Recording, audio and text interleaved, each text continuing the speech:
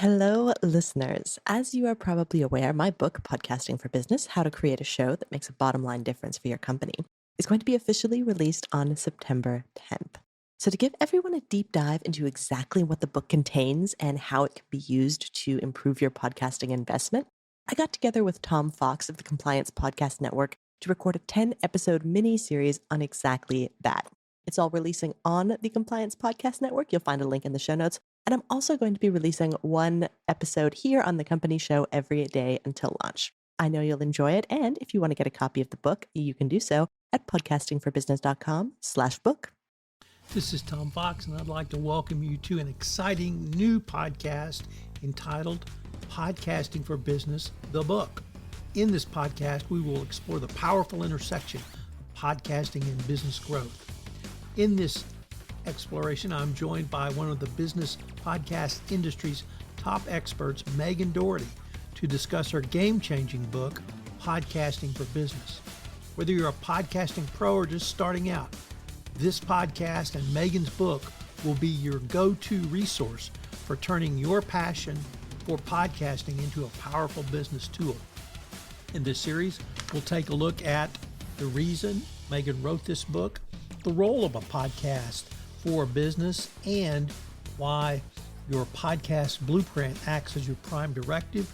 We look at the value math of podcasts and take a deep dive into the 15 metrics Megan suggests you consider using. We look at combining blueprints and metrics moving forward for your podcast. We say some words on recording and post-production, sound and audio quality, and then putting it all together. But don't take my word for it. Listen to Megan Dougherty on why you should listen to this podcast, and more importantly, buy her book, Podcasting for Business. Megan, give me 3 reasons why a listener should buy and read this book. Because number 1, there actually is a formula for profitable podcasting. 2, it's all in the book, Podcasting for Business. And 3, any business can take this information and apply it and start seeing a better return on their podcasting investment. Podcasting for Business, the book, is a production of the Compliance Podcast Network. In this episode 3, we take a look at value math for business podcast and introduce metrics for business podcasts for you to use.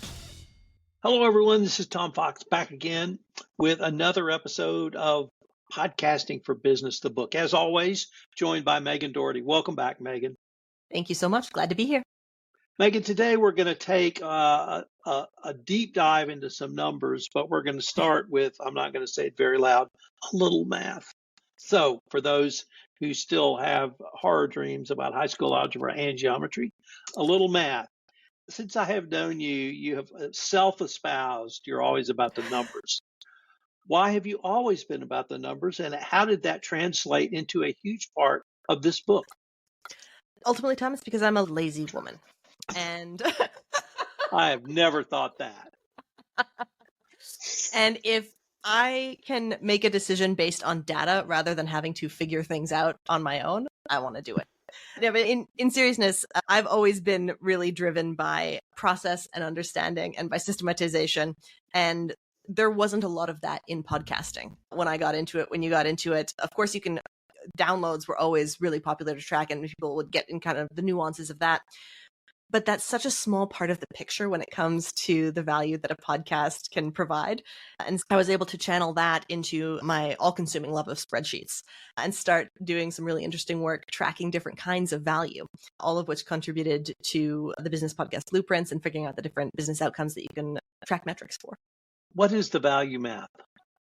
So podcast value math, and don't run away, it's not as bad as calculus, I promise. That was my personal horror story from college. But podcast value math is a system that you use to measure value within a podcast. And it can be absolutely any kind of value that you want. Like in the book, Podcasting for Business, I've done value math for 15 different metrics and business outcomes. But that's not the end of the story. You can track any kind of value that you like. I use the example of you can track times you're inspired with new ideas, and you can track times you felt joy, times you laughed, cool people that you met. And the way you do it is you figure out first, what is the value? Is it dollars? Is it people? Is it ideas? Is it something else? What about the show creates the value? Is it your workflow? Is it the recording? Is it the conversations you have? Is it the promotion? And then how do you optimize the podcast or that part of the podcast to get more of the value that you like? And this is a formula that can be applied to any outcome that you want from the podcast. So once you understand that, you've got this tool that you can use to optimize your show for absolutely anything that your heart could desire. Most of the readers of this book are going to be ultimately desiring better business performance, but it really can be anything. So you've got an entire section on, I think I wrote this down right, intro to metrics, but I really just wanted to use that as a introduction to the next question of how can you measure, how can you track, and most importantly, how do you use those metrics to help you in your decision-making process? In the book, we kind of use the term metrics and business outcomes more or less interchangeably, because the metrics that we're tracking for business podcasts are business outcomes. And you can use that data to first validate, is this investment that we're making paying off? And that's a really important question, because it's so easy as a podcaster to get excited to start the project, to then be committed to the project and then have the project going on. And 6 months later, everyone's exhausted and you have no idea if it's actually doing anything for your business or not. Maybe you've met some cool people, you've made some great content, you're proud of it. There isn't a real shift that you can see on the bottom line. And so figuring out how to accurately attribute numbers to the things the podcast is doing, because it is doing things, especially if it's well optimized. But the idea of being able to track that down to the level of specific metrics or business outcomes, that's where the power is, and that's what makes this a powerful tool. So many of the listeners to this podcast actually are compliance professionals because they want to learn how to think about a podcasting for business, but their business or their customers are internal employees, but they're very comfortable with numbers, they're very comfortable with metrics, and they're very comfortable with using those metrics. So how do the metrics fit into the podcast blueprints? Yeah, we know the podcast blueprints are sort of the overarching goal for podcasting. But within a podcast, you've got a lot of different opportunities. There's a lot of airtime in a podcast, and there's a lot of different parts of a podcast that can do different things. There's guests, there's segments you can include, there's different promotional styles, there's repurposing.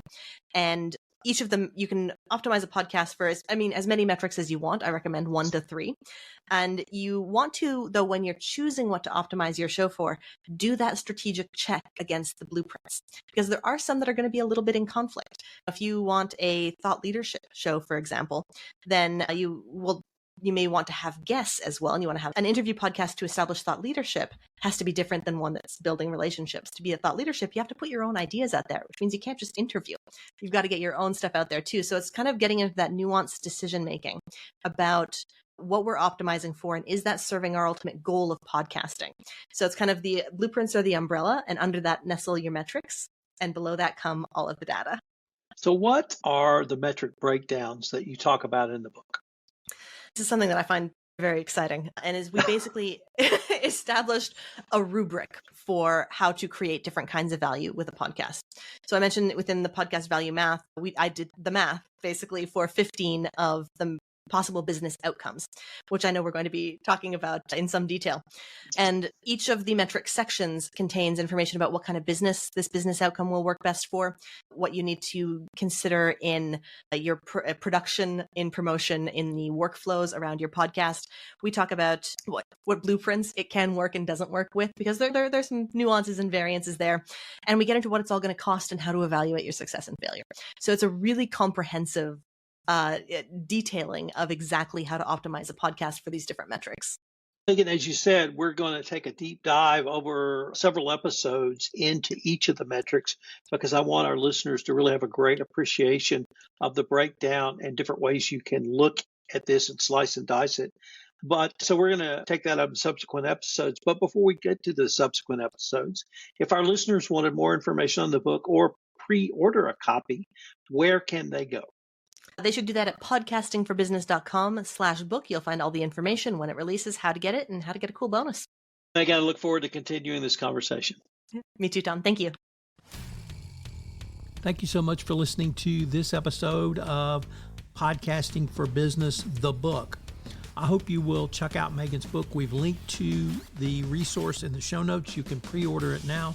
I would encourage you to do so, and also attend her virtual Podcasting for Business conference, which will be held in May. I hope you'll join us tomorrow where we begin a look at metrics for business podcasting, including referrals, sales length cycle, promotional opportunities, SEO, and new product creation. This podcast is a production of the Compliance Podcast Network.